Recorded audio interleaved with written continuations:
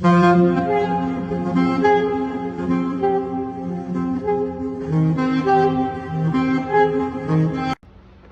to Prepping with Rustic Rooster Ranch. I'm your host, Alex Adams. What we're doing today is we're going to be preserving meat with salt.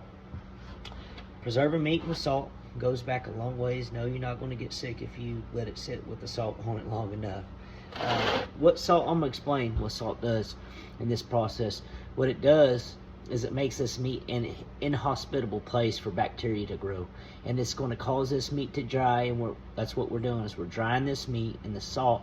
And you could actually make this meat, you could preserve this meat even without the salt, just in a hot, dry place and allow it to dry. It would be edible. But the salt, like I said, makes the bacteria not grow on this meat because of the salt. A small amount of penicillin will grow on this, so just be wary of that if you're allergic to penicillin. But I've already salted the meat, but you just salt both sides of the meat liberally. You want to have some type of container, which some people use big totes. I'm just using a baking sheet to kind of get a little better look at it. These are pork chops, is what I had. So it's just what I had on hand. Pork belly is really what you like to use, which would be your bacon.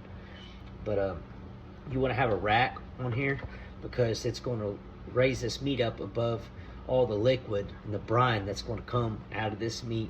And that's when you see this is going to be done when you see the liquid stop coming out of the meat.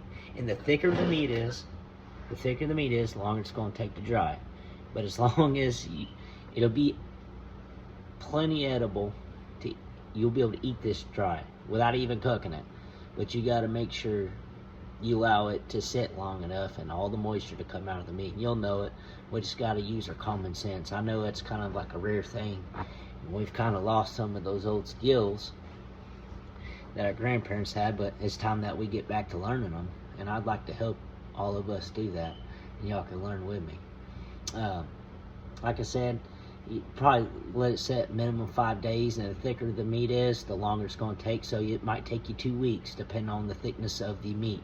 And then once after this thing is dried, you just get you some meat hooks. You can hang it up in a cool, dry place, and it's preserved and good. And you want to eat some of it, cut some of it off, cook it, or eat it just like that. You don't even have to cook it at this point.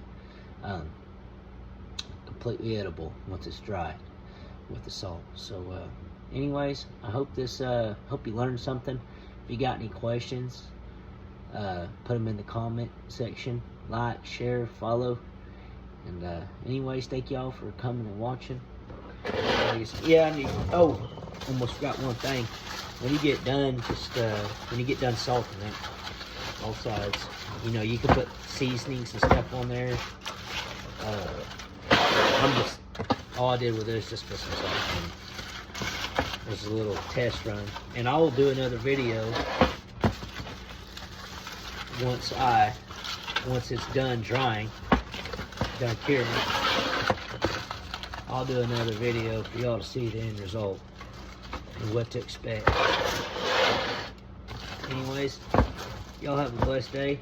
Thank y'all for watching. Please share, like, and subscribe.